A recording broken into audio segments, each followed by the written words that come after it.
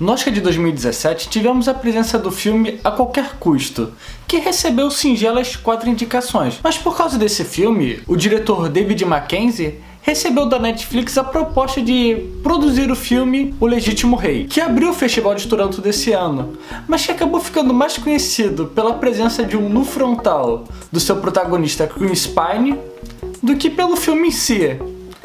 Então, será que é bom mesmo esse filme? Então, bora ver!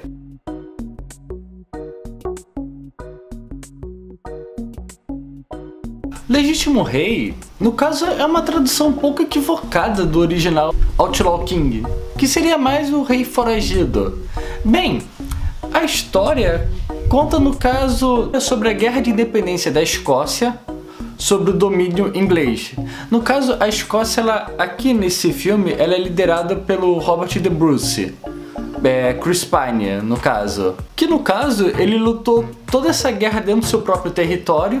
Só que como a Inglaterra nesse período é um muito grande exército, Robert ele tem uma pequena dificuldade de como enfrentar tal exército. Ele não tem todo esse poderio militar.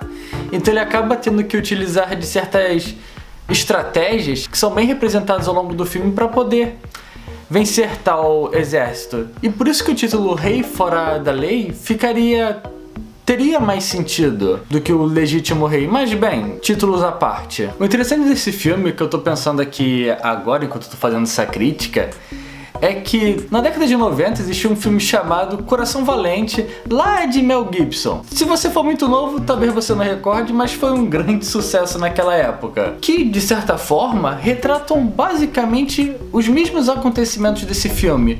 No caso, são acontecimentos um pouco anterior. Bem, é uma guerra de independência que dura 10, 15 anos, se eu não estou enganado, ou até mais. Então você vai ter vários protagonistas. E enquanto o filme de Mel Gibson ele acaba tendo certos revisionismos históricos, questionamento das batalhas e de quem é o protagonismo, aqui ele tenta focar mais na precisão histórica, se ele consegue, é claro. O personagem de Mel Gibson lá em Coração Valente, aqui nesse filme ele já começa falecido. Se você viu Coração Valente, você sabe que ele morre, mas é interessante esse ponto, porque você pode terminar um filme e já começar esse, e você vai ter, eu acho que uma completude maior dos fatos, mesmo que o primeiro fuja algumas vezes da verdade histórica, pois acaba sendo necessário você ver esses dois filmes em conjunto, porque o Chris Pine acaba não pegando muito bem esse papel.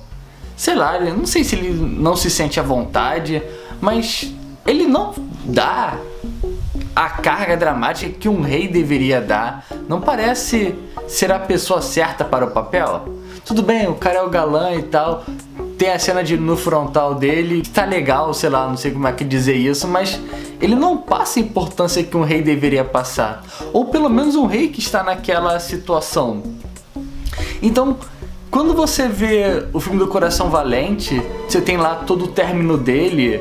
Bem, não é spoiler 95 o filme. Você acaba o filme com uma cena de grandeza. E que se você assistir aquele filme e pegar nesse, até te faz comprar a ideia.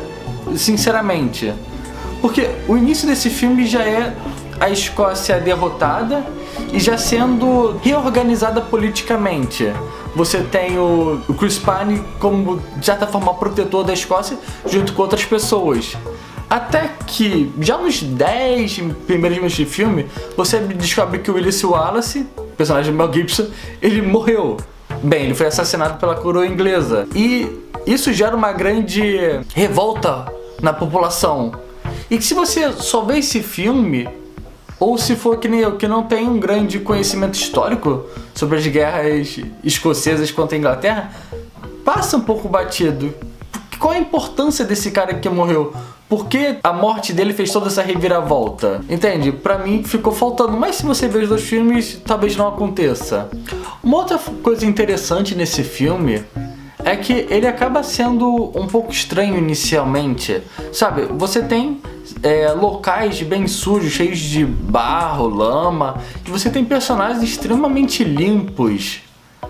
Tudo bem que isso acontece só no início, eu não sei se a produção percebeu isso quando tava produzindo o filme e consertou da metade pro fim, mas inicialmente eu acho isso bem estranho, bem estranho mesmo. Mesmo que eu esteja falando que o filme ele tem de seguir uma precisão histórica maior do que o do Mel Gibson, mesmo assim, esse filme ele fica um pouco descompensado. Fica um pouco estranho o ritmo dele. Falta algum ritmo pro filme. Você tem a primeira meia hora do filme com mais histórias um pouco soltas, até você ter realmente as primeiras batalhas, no caso, são as retomadas dos castelos. Antes disso o filme é um pouco descompensado. Você tem a presença do legítimo rei, e você também tem a visão dos ingleses, e você acaba tendo um contraponto inicial. Você percebe que os personagens já se conheciam anteriormente. Também é dito que os pais dele já lutaram juntos outras vezes e por algumas razões, políticas, é claro, eles acabam se separando. Mas quando chega da metade pro final do filme, ele consegue pegar um ritmo legal. Quando começa a ter as batalhas grandiosas. Porque antes disso, você tem a presença de muitos cenários fechados, sabe? Cenários sempre presos dentro de castelos, muito foco em cima dos personagens para não mostrar a parte do fundo, sabe? Tudo bem fechadinho. O que normalmente quer dizer que tava faltando ali uma verba. Ou que a verba estava sendo segurada para mostrar as grandes batalhas. E que quando chega nelas realmente mostra tudo que tem para ser mostrado. Ali o pessoal não economizou em nada. Bem, eu acho que eu acabei falando mais mal do filme do que eu gostaria, eu acho.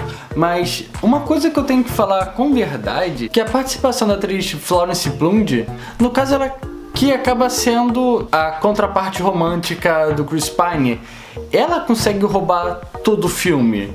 Tudo bem que ela não aparece em todo o filme mesmo, mas a primeira metade, até começar as cenas de guerra mesmo, é dominada por ela. Ela consegue roubar todas as cenas que ela tá, o que é muito bom, porque enquanto nós temos o Chris Pine um pouco descompassado com a sua atuação, nós temos a presença dela da rainha, no caso, muito bem feito. E aqui realmente você pode falar, atrás de um rei tem uma grande mulher, mas aqui ela acaba sendo muito maior do que ele no filme. Tudo que ele não consegue transparecer na atuação, ela faz. Ela acaba sendo a melhor coisa do filme, a melhor atuação. Uma pena só que ela não pôde ficar em todo o filme. Porque você tem que mostrar o protagonismo dele e todas as lutas, mas toda a presença dela, ela tem umas 4 a 5 cenas que ela pega bem, sabe? Ela mostra o empoderamento dela, mesmo ela sendo mulher, ela consegue mostrar a importância dela. Ela tá sempre pelos bastidores, mas ela tá sempre trabalhando. E tem uma química boa entre os dois. É uma pena que Chris Pine não tá tão bem nesse filme quanto deveria. Porque se ele tivesse melhor, ele conseguiria muito mais enfoque do que ele vai receber atualmente. Sim, a batalha final é muito boa, tá muito bem coreografada, apresenta muito bem o período histórico, apresenta muito bem a batalha, mas que ele não apresenta tudo que deveria. Falta ali alguma coisa no personagem. E é uma pena, porque ainda temos Coração Valente, que vai acabar sempre servindo de contraponto para esse filme. Bem, mas e você? Gostaram de Legítimo Rei? Já foram assistir? Ainda não foram? Então, deixe os comentários aqui embaixo. Pode curtir, compartilhar. Então, sou Alexandre Maquin, aqui do Tempo de Tela. Então, até depois.